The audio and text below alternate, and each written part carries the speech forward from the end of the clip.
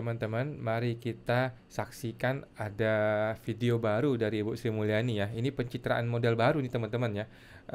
Gua rasa model-model seperti ini sudah nggak bisa dipakai di zaman modern sekarang ini. Dulu kan orang masuk gorong-gorong, kemudian tinjau sana tinjau sini. Sekarang Ibu Sri Mulyani juga melakukan cara yang sama, tetapi gua rasa udah nggak relevan ya. Tapi kita coba lihat teman-teman ya. Pagi semuanya, Mas lagi ngapain? Pak Menteri, kalau bola saya bikin PKP, Bu.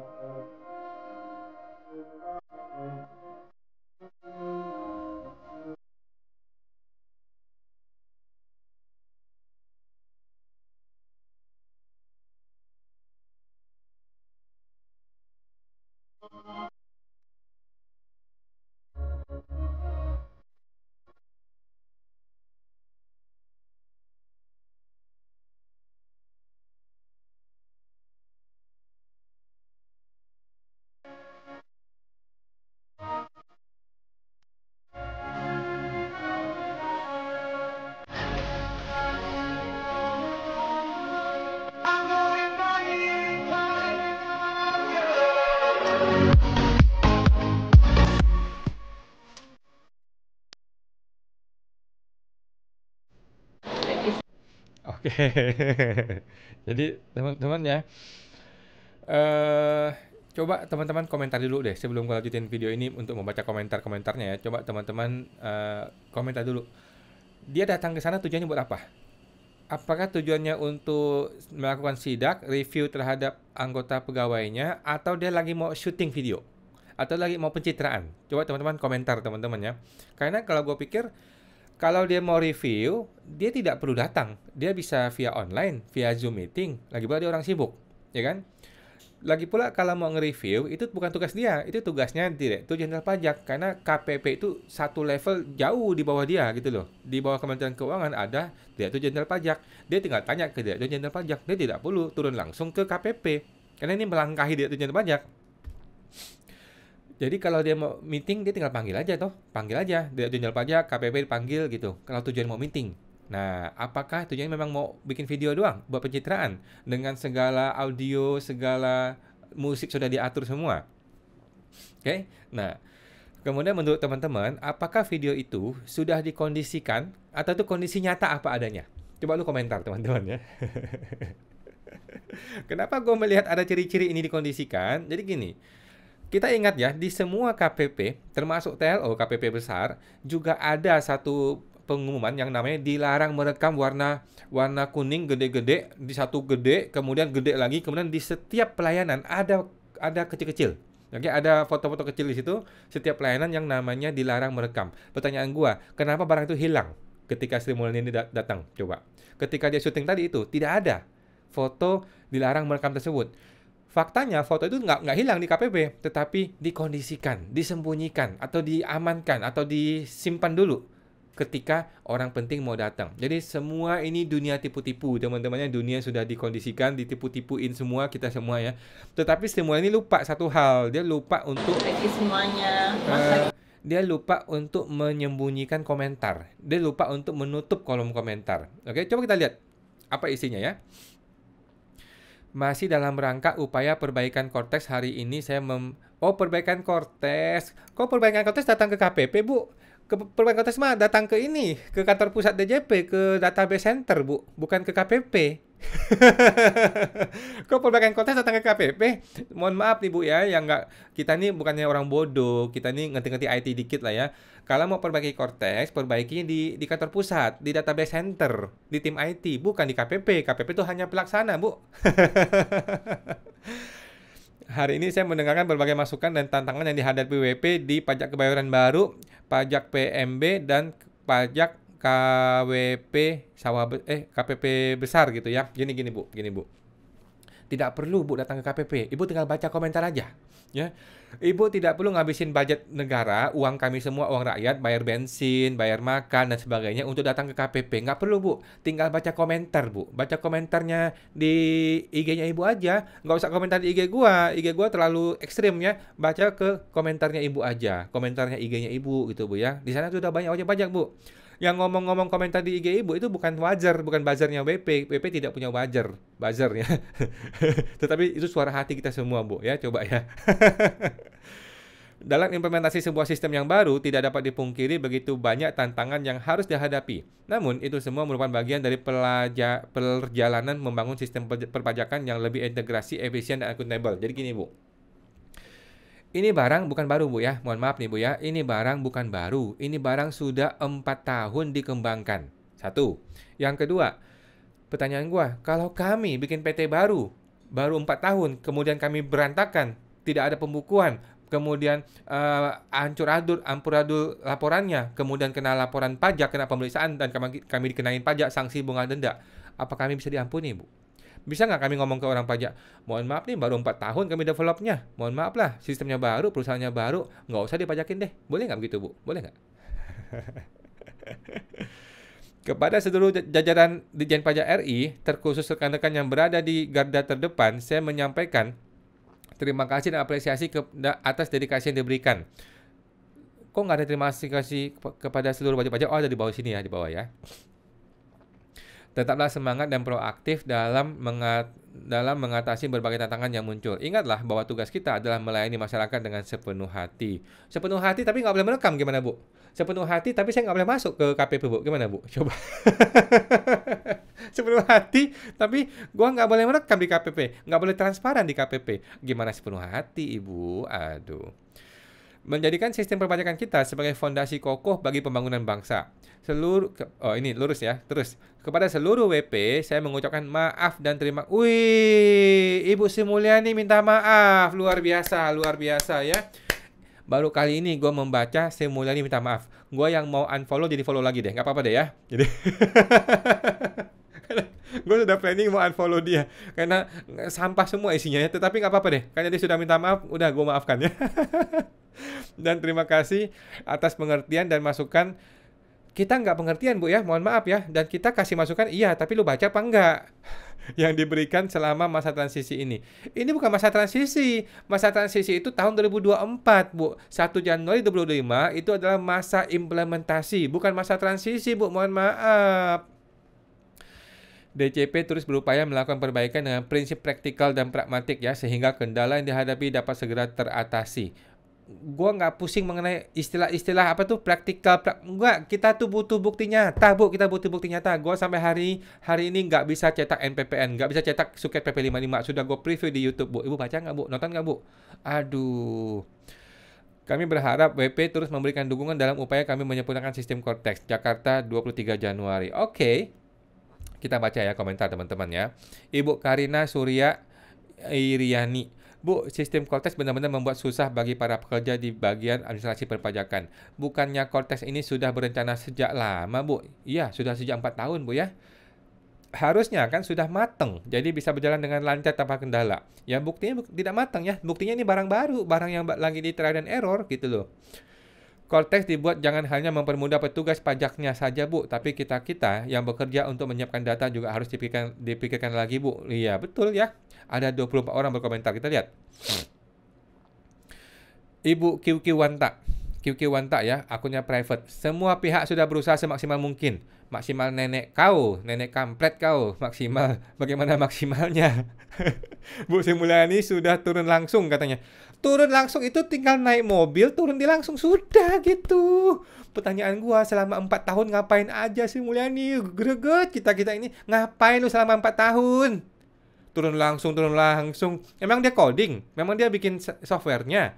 Turun langsung mah tinggal naik mobil aja, turun sudah, tinggal bikin video, syuting selesai. Itu pun pakai uang kami lagi bikin videonya. Kampret bener ya. Kalau Bu Sri udah turun artinya semua komentar kalian itu dibaca dan didengar. Lah. Ini buzzer apa bukan sih? Kita lihat komentar orang ini, siapa ya dia ini ya? Kuanta. Siapa ini? Bandung, Indonesia. Siapa? Jadi memang banyak buzzer ternyata ya. Kalau stimulus sudah turun berarti sudah dengar.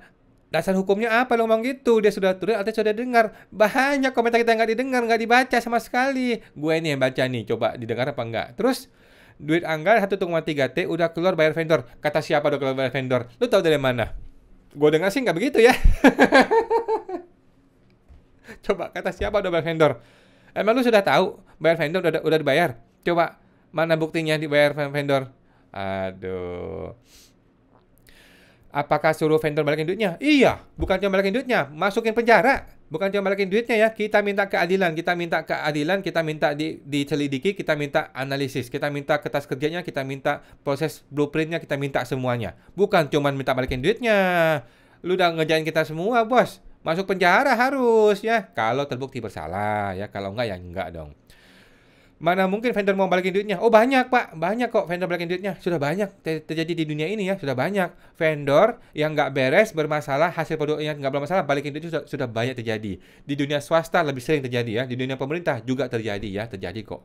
Bukan cuma balikin duitnya, masuk penjara, sudah banyak kejadian ya.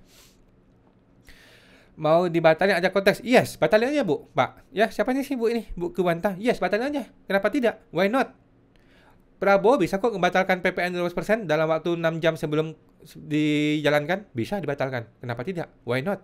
Oke. Okay? 1,3 T hilang begitu aja dong. Loh 1,3 T. Si siapa namanya? Si Harvey Muiz berapa T? Berapa miliar? Bisa kok. Bisa hilang begitu aja. Udah biasa.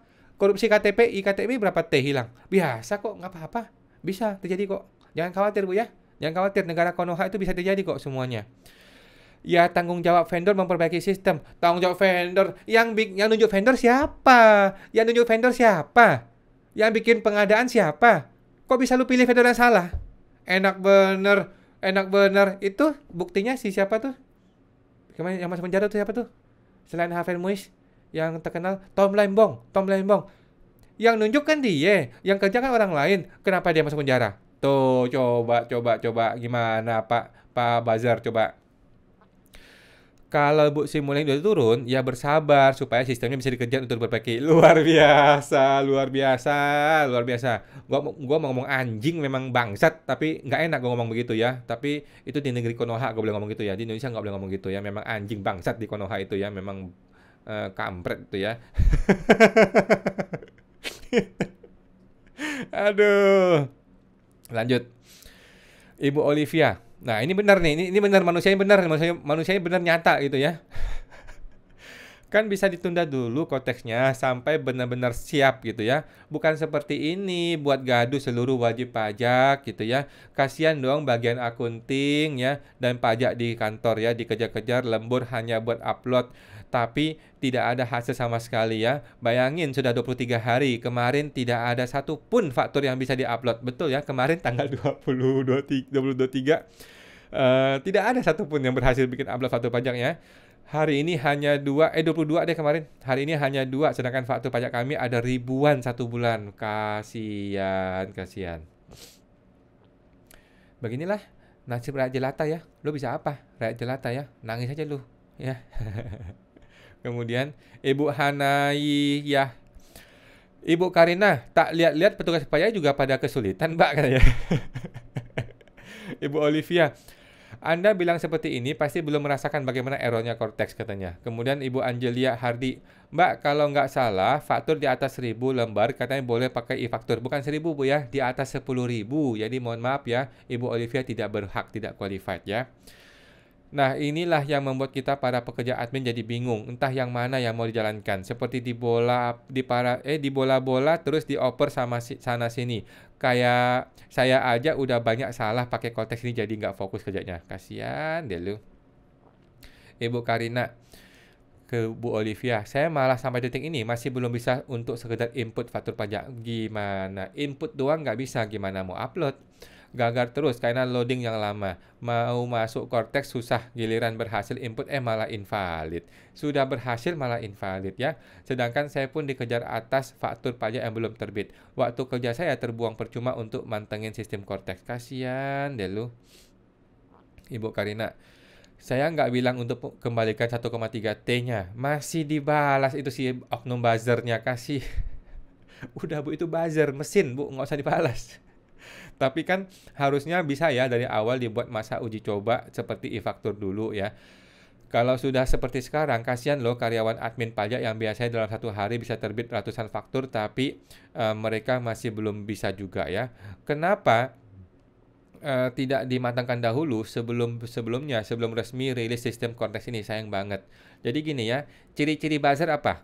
Ciri-ciri buzzer adalah dia lempar tai sampah, dia nggak datang lagi. Dia lempar sampah ke komentar lu, dia nggak datang lagi. Dia tidak komentar terus, itu ciri-ciri buzzer.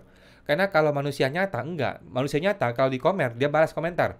Kalau di komentar lagi, dia balas komentar lagi. Sampai berlarut-larut, itu ciri khas manusia biasa. Tetapi kalau buzzer, ciri khasnya, dia lempar tai, udah dia kabur. Dia nggak datang lagi. Bapak Masatok, upload faktur pajak bermasalah, otomatis rentetannya panjang. Tidak bisa nagih. Ini Bu Olivia siapa tadi? Ibu Olivia tadi bukan? Tidak bisa nagih, cash in macet, sementara proyek, produksi, dan gaji karyawan harus tetap jalan. Kalau WP telat aja, lapor, kena denda. Kalau Kotes bikin salah, apa mau juga denda? Ya harus ya teman-teman ya. Kata Ibu Ada, buzzer masih ada aja di sini katanya. Kotes belum kelar develop kok main rilis aja katanya. Ya buzzer kan dibayar ya, jadi tinggal dibayar aja. Jangan-jangan salah satu budget dari Kotes adalah untuk bayar buzzer. Jangan-jangan kita tidak tahu ya. Bapak Peter, kalau nggak paham sama yang langsung gunakan Cortex, nggak usah komen. Ya, yang gimana, yang nggak pahamnya. Nggak becus berarti skill issue, memang skill issue ya. 10.000 per bulan baru pakai e-faktur lama ya, betul ya. Kalau cuma 2.500 per bulan tidak termasuk, mohon maaf deh lu ya. Gua komentar deh, gue like aja. Ibu Anjeli, astaga, seriusan ya? Kemarin saya baca berita di atas 1.000 boleh pakai e-faktur. Oh lah, pemerintah buat susah terus, memang buat susah ya. Ibu Anjeli, hanya 790 WP yang kebagian ya, yang boleh. Ada aturannya sudah keluar. Aturannya nggak ada, sudah hilang. Aturannya di Cap 24 2025 sudah menghilang aturan Cap itu dari internet ya, mohon maaf ya. Ngeri ya pakai jatah, memang ngeri ya. Nggak masuk akal. Bersabar, basic bikin faktur pajak aja susah, minta ampun katanya ya. Jadi mohon maaf nih, gua kasih tahu ke Bu Olivia ya. Mohon maaf, Cap 24 2025 sudah dihilangkan dari internet ya. Mohon maaf ya, mohon maaf. Aturannya sudah tidak ada. Oke, lanjut. Ibu Dewi, baru berhasil upload faktur pajak jam 11 malam. Memang gila ya. Ibu Kauri, sama loading terus Cortex-nya. Belum satu pun malah bisa bikin faktur pajak. Kampret. Upload faktur yang benar harus malam hari. Kerjanya sama kuntilanak. Ya betul ya, kita kerja sama kuntilanak aja. Ibu Itania, tutorial konteks di YouTube yang dikasih petugas pajak nggak sesuai dengan konteksnya. Memang nggak sesuai ya, itu semua pakai template, pakai foto, pakai PDF. Yang real time itu kayak gue ini real time nih. Belum lagi error-errornya. 2 minggu apply KSPP nggak kelar-kelar. Ya KSPP memang barang sampah yang belum jadi apa-apa di konteksnya. Bapak Damar, kalau belum sempurna ya ditunda dulu aja, disempurnakan dulu. Ini mau input faktur pajak aja butuh effort yang luar biasa. Lalu yang input biasanya admin finance. Mereka bisa melihat seluruh data perusahaan termasuk gaji-gaji karyawan. Kan kampret memang gitu ya. Kacau kalau begitu. Ibu Ada, Anda membuat sistem dengan dana triliunan tapi kualitasnya seperti website harga 15 jutaan yang didevelop oleh anak-anak magang. Kita lihat komentarnya. Kita klik. Ada orang balas, yang penting cuan katanya. Ya. Ada lagi balas Angelina Hardy, seriusan nanya apa benar website itu sekelas anak magang? Ya iya. Itu gampang, Pak, bikin website itu gampang. Yang susah itu adalah back-end-nya. Back-end-nya yang memproses semua sistemnya. Kalau orang mengklik sebuah tombol, itu bagaimana kejadiannya, bagaimana action-nya. Itu yang susah, Pak. Bikin website mah gampang. Ibu Arda, jelas kalau dikembangin tim senior developer dan tim network server nggak akan tuh terjadi timeout ya. Webpage nggak ke load dan crash. Nggak boleh yang namanya webpage itu crash, nggak boleh. Reload tuh nggak boleh. Kalau ada timnya dan terjadi kendala, pasti ada info yang jelas bahwa website akan normal kapan. Jelas-jelas ini bukan cara pengelolaan website yang profesional ya, alias mirip anak magang katanya. Yang penting cair dong. Kalian rakyat kecil cuap-cuap cuek aja, tutup mata, tutup telinga, tutup hati. Oh, kasihan banget. Bapak Ong Wiki bikin pusing tuh, lemot banget tuh web, kalau belum siap mah entar-entar aja. Ya betul ya. Bapak Ferdi, yang menang tender buat sistem ini siapa ya? Penasaran. Sudah terbuka semua di internet ya. Bapak Herbert, minimal kalau kritik otak dipakai, bro. Kita lihat siapa nih Pak Herbert nih. Oh, akun private lagi ya. Kasih saran pengembangan seperti apa? Walaupun memang Cortex lagi bermasalah, tapi nggak 15 jutaan. Oke. Bapak Herbert dibalas nih. Sok keras ngatain tapi di mention balik aja nggak bisa. Oh, dia tidak mau di-mention. Ngapain kami ngasih saran pengembangan? Minimal website lancar aja udah bagus ya. Ini isinya aja nggak bisa di-load. Website 5 jutaan sih, bukan lagi 15 jutaan. Ibu deh, FT. Iya nih, bukan website triliunan ini. Kalah sama website swasta yang bisa melayani seluruh Indonesia juga. Setuju juga ya. Bapak Maika, cocok banget Bang, setuju. Setuju ya, kebetulan saya kerja di perusahaan software developer. Oke. Sedikit paham soal software developer. Bahkan software bikinan anak-anak magang di kantor saya lebih bagus deh. Aduh, kasihan banget. Ibu Meli Oli. Oke. Ibu siapa lagi? Nowhere nggak akan tahu soal ini, akun ini hanya admin ya. So there you go ya. Setuju ya. Jadi mohon maaf nih, sebulan ini yang nggak akan baca komentar lu, karena akun dia dibikin oleh oknum, oleh buzzer, oleh admin, yang mana semua itu sudah pakai template ya. Mohon maaf ya. Lu kira sebulan ini nggak ada kerjaan scroll Instagram? Gua aja nih, orang bodoh, orang biasa, orang miskin kayak gua aja tidak scrolling Instagram. Gua nggak scrolling Instagram ya. Gua scrolling Instagram hanya dalam rangka untuk marketing. Sama kayak si Mulyani ya. Dia tidak scrolling Instagram. Mohon maaf, dia tidak akan baca Instagram lu. Mohon maaf ya. Tapi kalau gua masih baca komentar. Kalau si Mulyani ya enggak lah ya. Masa menteri baca komentar Anda ya? Emang dia nggak ada kerjaan.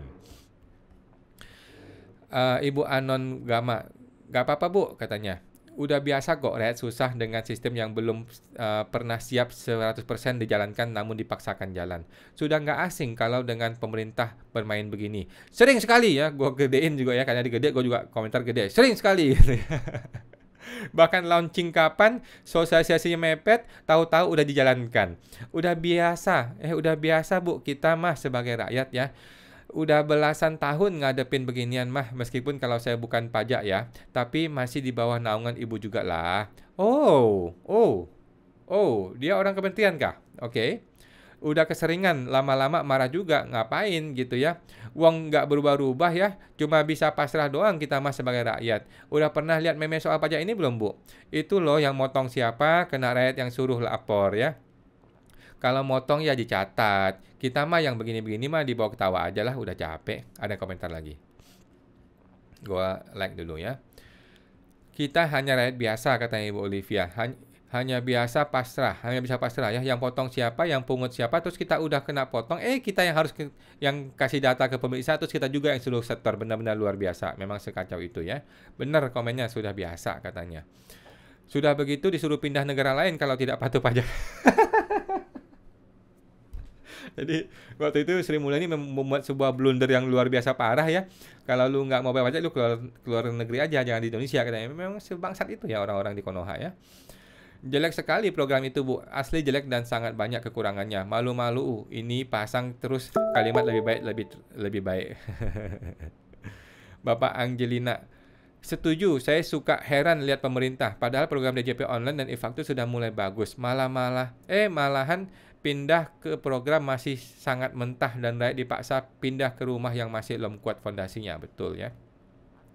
Kalau saya sih udah nggak heran. Emang dari dulu kan udah terkenal kalau bisa ribet dibuat apa pakai di simple gitu ya. Oke. Ini bukan masalah program baru butuh penyesuaian. Justru dengan baca 1T, yang kami mau itu program yang lebih canggih. Kalau perlu hanya pakai HP sudah bisa diproses. Ini malah tambah kurang, tambah lelet, tambah validasi, mulu-mulu lebih gitu ya. Sialnya lagi kalau ada errornya malah ke upload aja enggak ya. Sekelas e-faktur saja 100 upload, 2 error, 98 masih mengupload, masih gantung. Ini ya Tuhan, program sampah ini. Oke, teman-teman tinggal baca aja ya komentar-komentarnya ya. Banyak sekali komentarnya. Bukan cuma 1 komentar, 1000 komentar lebih teman-temannya. Ada banyak, ada 11.000 ya teman-teman ya. Lihat komentar tuh, lihat tuh. Bu, gimana nih Koltes pusing Bu? Katanya. Coba kita lihat komentarnya lagi ya. Gua capek bacainnya ya, teman-teman semua ya. Tinggal lu baca sendiri ya. Gua lagi ya. Nih, kembalikan e-faktur katanya ya, luar biasa ya. Lagi banyak nih. Launchingnya kapan, dijalannya kapan, dipaksa dan mepet. Konoha ini memang benar-benar sampai administrasi keuangannya pun ikutan jadi lelucon ya. Selelucon ini menyusahkan divisi finance akunting pajak ya. Bu, ini ada teman saya masuk di RIS Ibu katanya. Kemudian, hancur banget Bu, cukup deh nyusahin pajak katanya. Aduh kacau Bu, invoice saya menumpuk. Aduh kasihan. Aduh. Harus sering sholat malam katanya. Abis kontes lancarnya kalau malam doang. Sistem perpajakan bagus, sistem perusahaan yang amburadul. Kacau. Oke. Udah teman-teman ya, teman-teman silakan lo baca sendiri komentarnya si Sri Mulyani ini. Begitulah negara Konoha ya. Kalau Anda belum terbiasa, biasakan diri Anda ya. Welcome to Konoha. Sampai jumpa.